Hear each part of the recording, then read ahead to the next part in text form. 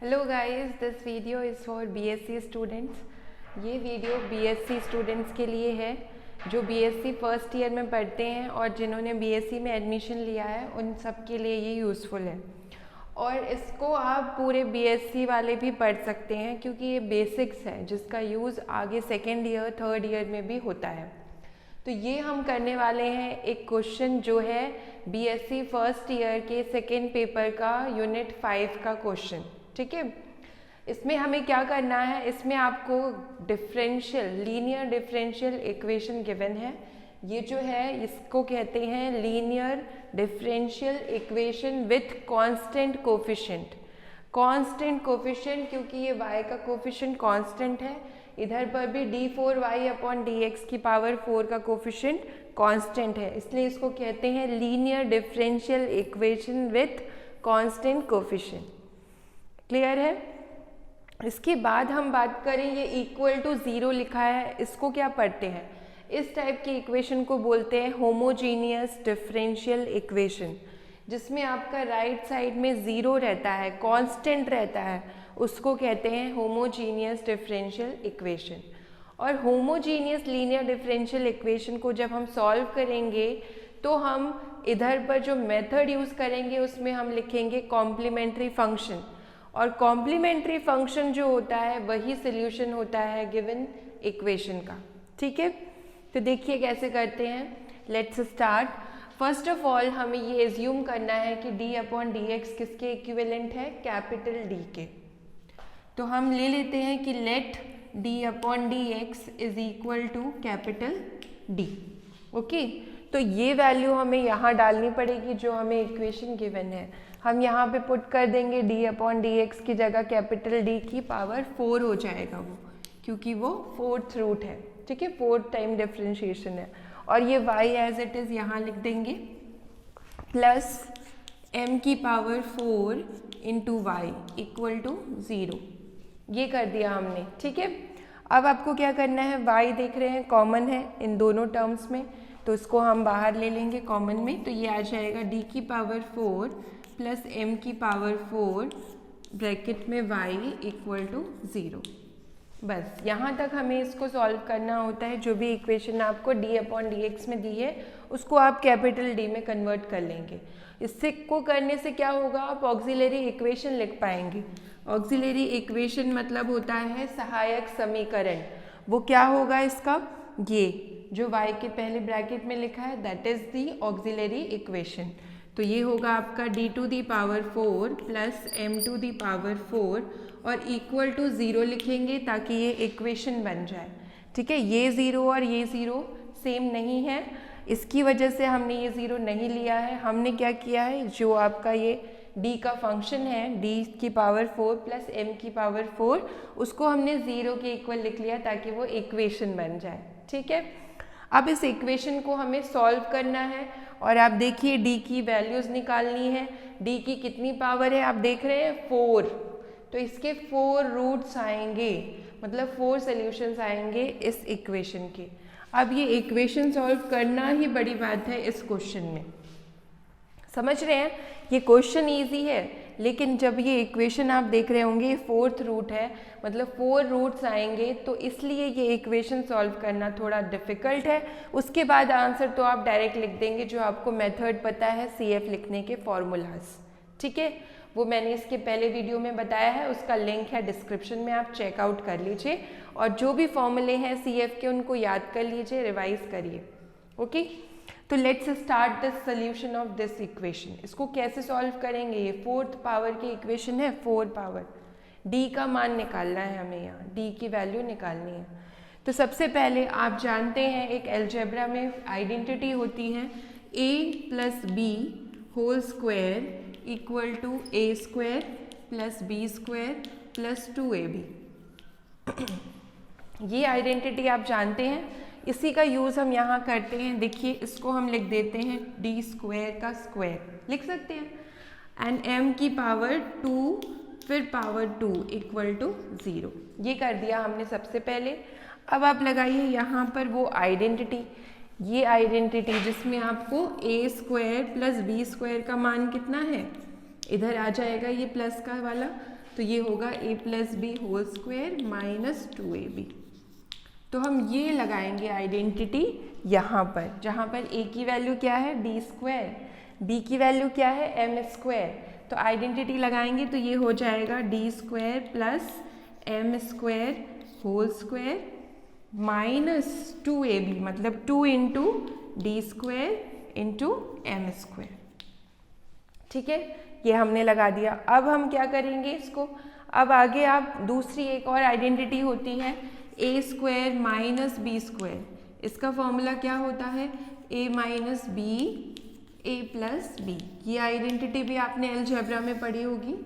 इस आइडेंटिटी का यूज़ हम अब करेंगे नेक्स्ट, क्योंकि यहाँ देख रहे हैं आप माइनस है, ये स्क्वायर वाली टर्म है, इसको स्क्वायर बनाना है होल स्क्वायर। तो इसको कैसे बना सकते हैं, इसको आप लिखिए, इसको ऐसे रहने दीजिए और यहाँ पर हम लिखेंगे √2, फिर ये d और ये m, अब लिखेंगे होल स्क्वायर। अब आप कंपेयर करिए इसको इस आइडेंटिटी से, तो आप देखिए a का मान क्या है D square plus M square, B का मान क्या है √2dm। तो ये आइडेंटिटी लगाएंगे तो ये क्या बन जाएगा a माइनस बी, मतलब D square plus M square minus √2dm। ठीक है, और फिर a प्लस बी मल्टीप्लिकेशन में, तो ये लगाएंगे a मतलब D square plus M square और plus b, b means √2d into M. ठीक है, आप देखिए ये पूरा इक्वेशन था, इक्वल टू 0 चल रहा था, तो यहाँ हम लिख लेते हैं equal to 0 equal to 0। Okay, यहाँ तक आया समझ में। अब इसके आगे क्या करेंगे, आप देखिए ये एक फैक्टर हो गया और ये एक फैक्टर हो गया, दो फैक्टर हो गए इसके, और ये क्या है डॉट, डॉट मीन्स मल्टीप्लिकेशन। तो दो नंबर्स का मल्टीप्लिकेशन 0 है, इसका मतलब या फिर ये 0 है या ये 0 है। तो हम दोनों कंडीशंस इसमें एज्यूम करते हैं और इसको आगे सॉल्व करते हैं। तो आपको क्या मिल रहा है यहाँ पे कंडीशन, फर्स्ट हो जाएगा D square plus M square minus √2dm equal to 0। या तो ये कंडीशन में होगी या फिर ये सेकेंड वाली, D square plus M square plus √2dm equal to 0। ये मिल गया आपको इधर से। ठीक है, अब इन दोनों को सॉल्व कर लेते हैं। इन दोनों को सॉल्व करने के लिए कौन सा मेथड लगाएंगे, ax square plus by square, no bx plus c equal to 0। अगर क्वाड्रेटिक इक्वेशन गिवन है, 2 डिग्री की इक्वेशन गिवन है, तो उसका हल, उसका सोल्यूशन जो होता है वो किससे मिलता है, -b plus minus √b square minus 4ac upon 2a। यही होता है, ये आपने पढ़ा होगा अलजेब्रा में, स्कूल में इसके क्वेश्चंस भी बहुत सारे किए होंगे। तो यही ये हम फॉर्मूला यहाँ और यहाँ लगाएंगे और d का मान निकालेंगे।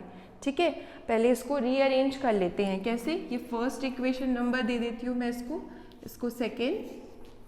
तो अगर मैं इक्वेशन फर्स्ट की बात करूँ, इसको रीअरेंज करूँ, तो ये डी स्क्वायर, इसको पहले लिख लेते हैं माइनस √2m और फिर मल्टीप्लाई में d, ये m रूट के बाहर है। ठीक है, then plus M square equal to 0। अब आप इसको इससे कंपेयर करिए, x की जगह d मानिए, तो a क्या है यहाँ पर 1, a मतलब d स्क्वायर का कोफिशिएंट, तो a यहाँ पर 1 है। ठीक है, b कितना है माइनस √2m।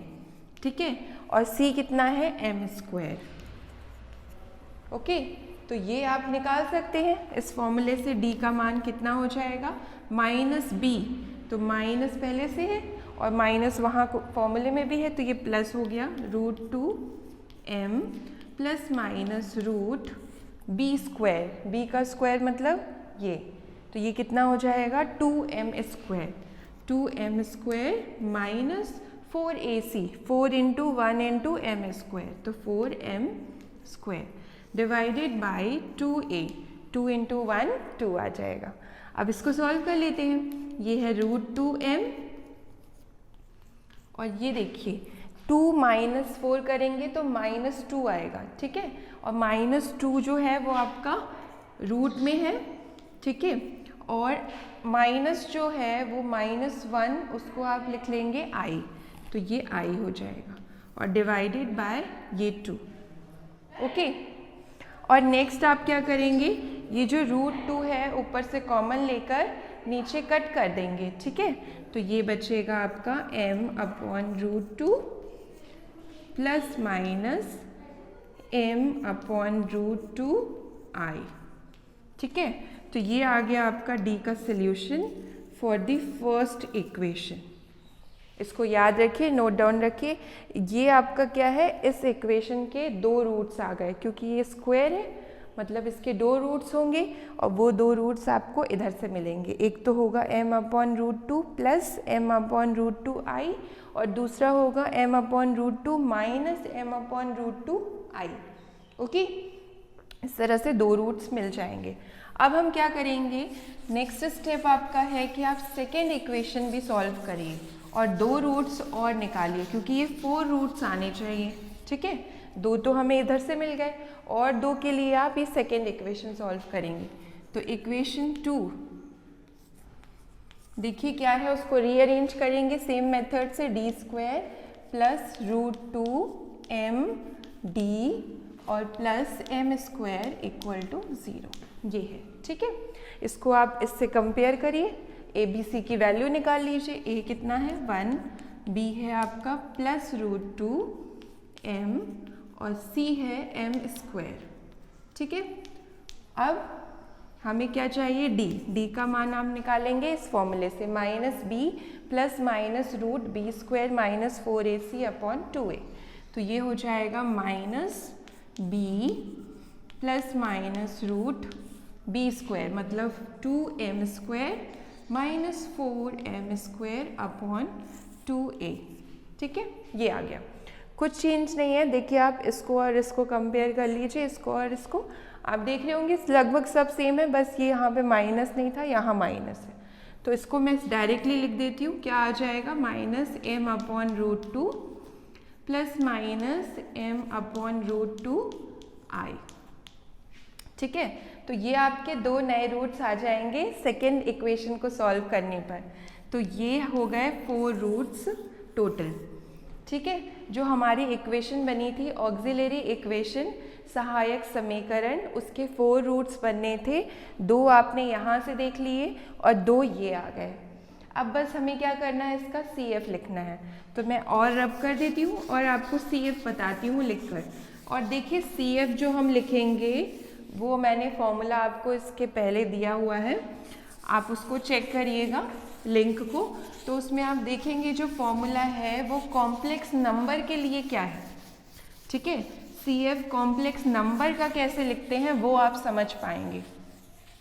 तो मैं आपको बता देती हूँ एक बार फॉर्मूला लिखकर कि अगर आपका रूट D का मान ऐसा है a प्लस IB टाइप का, ठीक है, कॉम्प्लेक्स नंबर में है प्लस माइनस, तो आपका CF होता है e⁴ax, ठीक है, ये रियल पार्ट आता है ax और फिर ब्रैकेट में c1 cos bx plus c2 sin bx, ये होता है सोल्यूशन, ठीक है।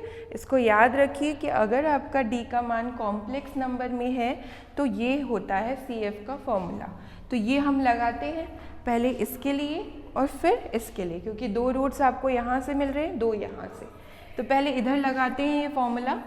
तो CF कितना हो जाएगा, e⁴ax, a मतलब रियल पार्ट, तो रियल कितना है m/√2, तो ये होगा e⁴m/√2x, ठीक है। फिर ब्रैकेट में c1 cos m/√2x plus b का मान रख दिया, ठीक है, c2 sin m/√2x, ये हो गया इसका सोल्यूशन। इस दोनों रूट्स के लिए इससे निकाल लिया हमने। अब इसके लिए भी आप यही फॉर्मूला लगाएंगे because these are also a complex number, तो इसके लिए भी लगाते हैं ये फॉर्मूला। यहाँ पर आप देख रहे होंगे a का मान क्या है, -m/√2, तो ये क्या हो जाएगा e to the power minus m upon root 2x, ठीक है। और फिर देखिए C2 तक कांस्टेंट लिख चुके हैं, तो अब लिखेंगे C3 कांस्टेंट और C4 कांस्टेंट। तो C3 हो जाएगा आपका, B लिखेंगे यहाँ पर m अपॉन रूट 2x, क्योंकि देखिए B यहाँ पर भी सेम है m अपॉन रूट 2, तो यही रहेगा, plus C4 sine m upon root 2x। तो ये है CF की वैल्यू, ठीक है, पूरा ये है CF की वैल्यू। 4 रूट से 4 रूट से आपके 4 रूट्स के लिए हमने CF लिख दिया, ठीक है ये, और यही आपका क्या होगा, सोल्यूशन भी होगा। ये CF ही आपका क्या है, y है, सोल्यूशन है, y इक्वल टू यही है, सेम यही है पूरा। क्यों? क्योंकि ये जो इक्वेशन है ये होमोजीनियस इक्वेशन है, इसमें राइट साइड में 0 है, तो हमें पर्टिकुलर इंटीग्रल निकालने की ज़रूरत नहीं है।